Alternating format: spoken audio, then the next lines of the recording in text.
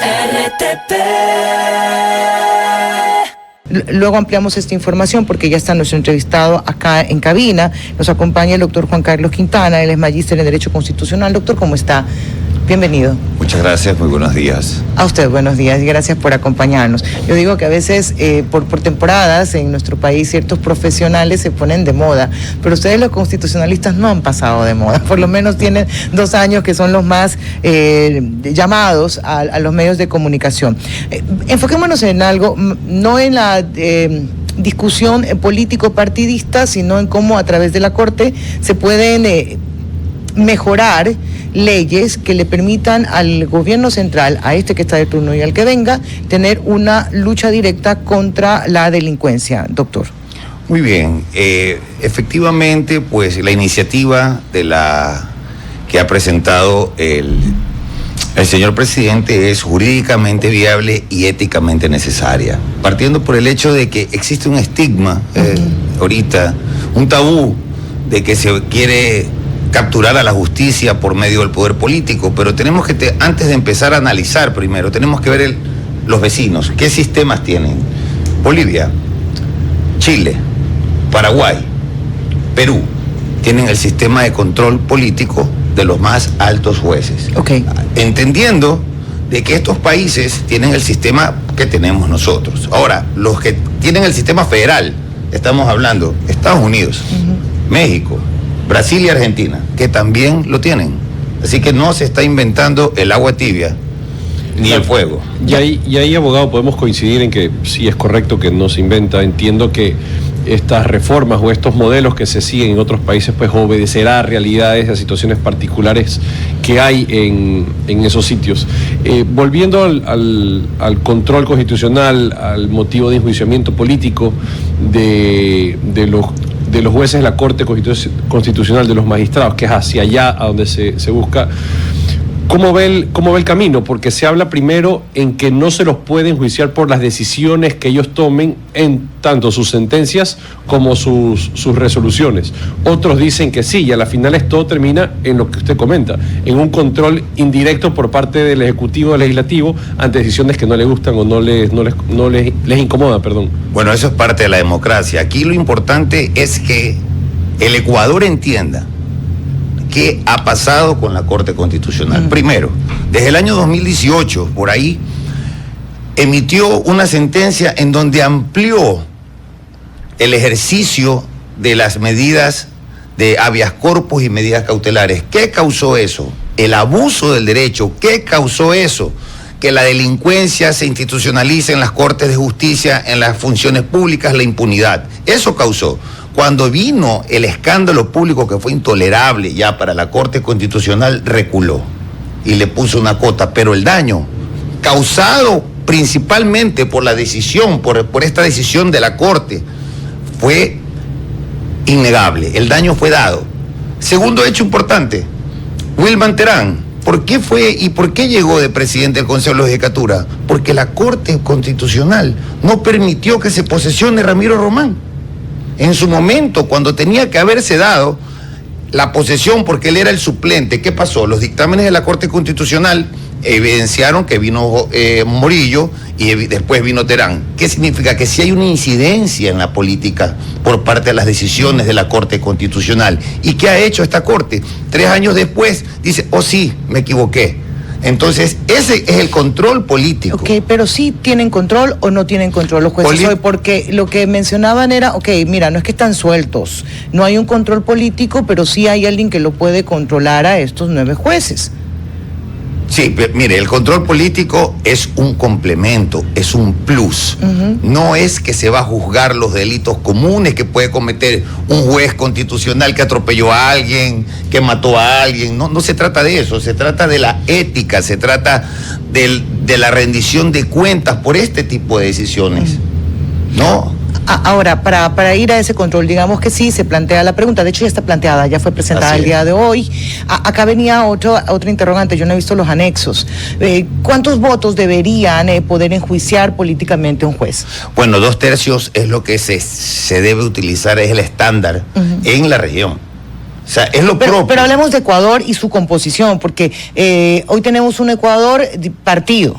¿no? En cuanto a votación. Hablemos de esta realidad o ya dejemos marcada la cancha para que no sea lo que nos defina la coyuntura. Mire, va a depender mucho de la madurez política que se tenga que desarrollar. Pero ahí es cuando encontramos el tropiezo, que no termina siendo muchas veces una acción de madurez política, sino de intereses políticos y económicos. Por supuesto. Doctor. 3/4, yo creo que una mayoría calificada, 3/4 de la Asamblea sería lo mínimo, porque obviamente, como se da en todos los niveles de las funciones de administración de justicia o de juicios, también hay demandas infundadas, también hay acusaciones infundadas. Entonces este control político sí tiene que tener, las causales deben ser muy específicas, no pueden cruzarse, no pueden tener, en este caso, pues, por prevaricato o porque no le pareció bien una decisión, eso no cabe. Sí. Ahora, abogado, para entender, en el supuesto caso, digamos que se llega a aprobar y se da paso adelante hacia este control político o que sean sujetos de juicio político los magistrados de la Corte Constitucional, el paso a paso que se haría, digamos, o suponiendo que se emite, por ejemplo, una resolución, me ayuda por favor definiendo el nombre correcto del dictamen. Suponiendo que se dé un dictamen por parte de la Corte Constitucional que no se ajuste o que no sea del agrado o que quizás no se interprete de manera correcta por parte o del Ejecutivo o del Legislativo, el proceso para ese juicio político sería el mismo que estamos viendo hoy en día para los diferentes actores que hay en diferentes instituciones. No, yo creo que no debería ser, en principio no debería ser así. El control político a los jueces constitucionales tiene que ser riguroso y muy riguroso, porque por ejemplo, al haber en los otros países este control es excepcional. No es necesariamente una regla. Por más que venga el presidente y la mayoría quiera entorpecer el correcto funcionamiento de la más alta corte, los controles que se tienen que dar tienen que ser rigurosos, los causales más que todo, porque no estamos hablando de delitos comunes. Estamos hablando de una rendición de cuentas por incumplimiento de funciones que afecten al Ecuador. Ok, y como usted nos ha hablado de este derecho comparado y ha puesto a la región como ejemplo, ¿cuáles son las causales por las que pueden llevar a un juicio político a jueces en los países que usted nos mencionó? Por ejemplo, el incumplimiento de sus funciones, abandono de sus funciones, vamos a decir, sobornos, sí lo llevan, pero por ejemplo, para tomar ejemplos claros, vamos a decir, en Argentina o en Uruguay, una demora como la que tuvo el Ecuador, tanto en el caso de la que se permitió que todos los delincuentes salgan, el abuso de derecho, eso era causal perfecto para que ellos sean destituidos, porque ellos no viven en Suiza, ellos tienen que estar atendiendo aquí a la realidad del Ecuador. Ya. No es una isla abstracta, no es un ente abstracto. Es que ahí viene otra discusión, doctor. ¿Qué le digo, doctor? Está correcto, ¿verdad? No, abogado. Ya, perdone usted. Viene otra discusión. ¿La Corte Constitucional debe adaptarse a lo que el país necesita o debe cumplirse lo que la Constitución manda? Bueno, tanto es así que todo, mire, la propia Corte Constitucional, en todos sus fallos, ha determinado que incluso los derechos humanos, el suyo, el mío, el de todos, se relativizan, no son absolutos. Aquí no existen absolutos. ¿Por qué? Porque las sociedades cambian, las necesidades de la sociedad, las sociedades van teniendo necesidades nuevas. Entonces, bajo ese principio de relativización, la flexibilidad de una corte tiene que abrirse a las necesidades de un país. Sin entrar en lo inconstitucional. Por supuesto, respetando, por supuesto, siempre. Y ahora le pregunto, ¿usted ha visto que en alguno de los dictámenes la Corte haya actuado de forma inconstitucional? No necesariamente inconstitucional, pero sí selectivamente cuestionar la ética, sí. La ética la puedo cuestionar mucho, que es muy selectiva. Esa selectividad responde a intereses, a agendas, y eso es lo político, eso es lo políticamente correcto o incorrecto. Es lo que se tiene que ver. Claro, porque ya es difícil abstraer también esa composición política por parte de la Corte Constitucional, que lo tiene tanto miembros de la Corte como cualquier persona en el Poder Judicial. Y allí abogado, para que esto también vaya tomando forma, dentro de las gestiones que hace la Corte Constitucional, que las revisaba y hay un sinnúmero pues de atribuciones que ellos tienen hoy en día, se habla también de que en su momento esta puede hacer parte o vuelva a... o regrese, perdón, a ser parte de la Corte Nacional de Justicia como una sala especializada. ¿Qué tan viable ve usted esa alternativa y si es que sería una forma también de que forme parte del Poder Judicial? Lo veo inviable, lo veo... nuestra Constitución, con objeciones o no, es una excelente Constitución de avanzada. Necesita reformas, enmiendas, por supuesto. Que los jueces necesitan control, por supuesto. Pero en las atribuciones y deberes, yo sí les puedo decir lo que no ha hecho la Corte Constitucional en toda su existencia. El artículo 142 de la ley orgánica, o 143 de la ley orgánica de garantías jurisdiccionales, en el numeral 2, establece la obligación, el deber que tiene la Corte Constitucional de presentar ante la Asamblea proyectos de ley. Nunca lo ha hecho. Y es un deber establecido por la ley. Pero en medida que lo considere necesario, pues, abogado. Pero no en 14 años que no haya presentado. ¿Cómo no una corte que tiene todos los que la ley le faculta, centros de estudio, los manda a capacitar al extranjero? ¿Cómo no pueden atender, hacer propuestas de ley Andrés, solo ante la Asamblea? Me queda claro, solo para regresar y cerrar, y ahí tú continúas, por favor. Usted decía que había que dejar marcadas bien las causas. Las dos que mencionó básicamente son las mismas causales de juicio político, que es incumplimiento de funciones, que ahí se enmarca, parece casi todo, aunque a veces no se tenga sustento para otro. Y lo otro, los tiempos.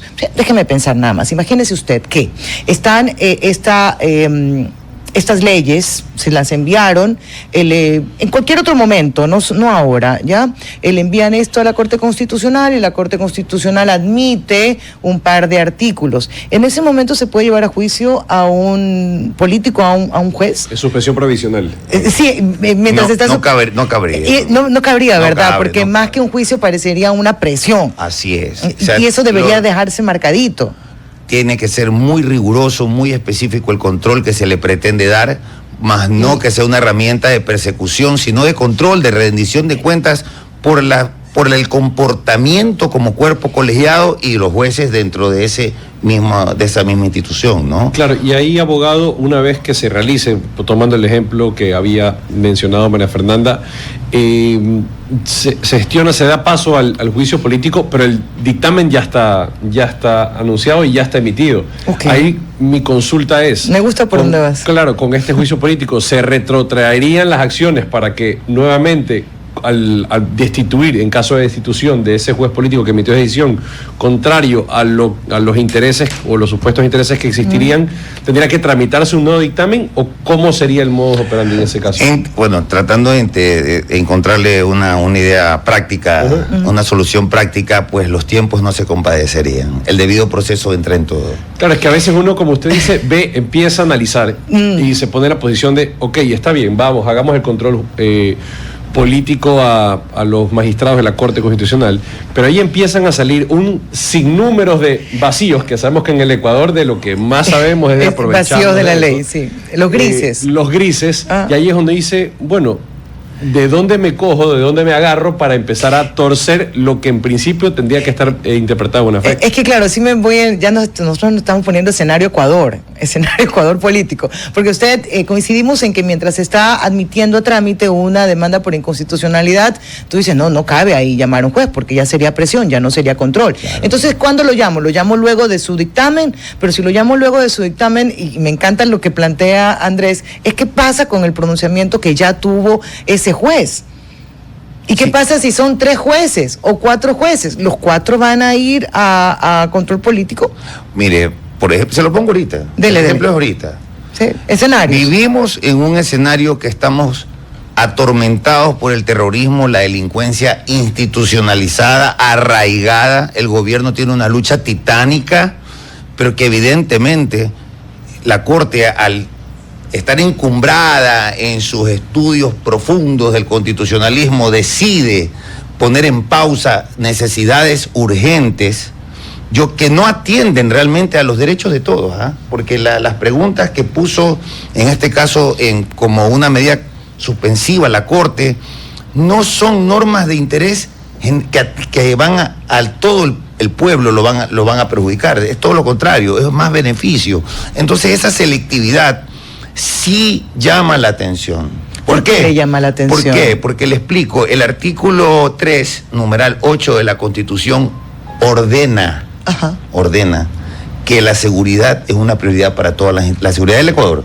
Entonces, compadeciéndose la Corte, tal vez, sin entrar en este tipo de disquisiciones de que yo te suspendo o no te suspendo una norma, ¿por qué no mejor? Creo, previamente, viéndola, he visto muchos colegas que estaban mal planteadas las preguntas, que no pero no son sobre las preguntas, son sobre los artículos que estamos hablando, artículos de la ley. Sobre los artículos mal planteados, sí, por supuesto, pero ¿sabe qué? Las instituciones tienen diálogos. Y antes de... ¿Y la Corte debe conversar? La Corte debe llamar si necesita ampliaciones. Pero fíjese, que para eso está el 18, para eso está el lunes, en que se escuchará a cada uno decir, oye, yo defiendo mi... Gracias. Oye, a mí me va mal con las palabras técnicas, ¿ya? Tengo que coger un curso rápido. Y hay una audiencia, y ahí cada uno defiende su postura. Oye, esta ley es necesaria, no entiendo por dónde puedes admitirla a trámite. Sí, pero es que también la Corte tenía la obligación constitucional de motivar adecuadamente su negativa. ¿A usted le parece que no? No lo hizo. Ese es el problema. La velocidad, la selectividad, ante una necesidad que no es de ahora, ante el clamor de las tasas, entendemos de que el país necesita luchar contra la corrupción. ¿A usted no le llama la atención un poco también, ya porque hablamos de que la Corte tendría eventualmente un control político, ¿ya? ¿No le parece que el timing elegido por el gobierno nacional es solo porque le dijo, déjame revisar a trámite esto? Déjame ver si es inconstitucional o no, porque si usted revisa los pronunciamientos que ha tenido la Corte con este gobierno y el anterior, y también, no, en el de Guillermo Lasso no, pues sí, hasta por mínima verosimilitud lo mandaron a juicio, que a mí me parece que no pegaba, pero voy al otro. Digo, si hasta ahí no les molestaba la Corte, hasta ahí la Corte no necesitaba ningún control político, nunca estuvo en el plan, por si acaso. Caso Verónica Abad, por ejemplo. Caso Verónica Abad. Sí, y el pronunciamiento de la Corte y Primicia sacó un porcentaje interesantísimo, no sé si es 46 o 66%, le dijo que sí al gobierno nacional. Y ahora resulta que luego de esta decisión, pues ya la Corte necesita hacer control político.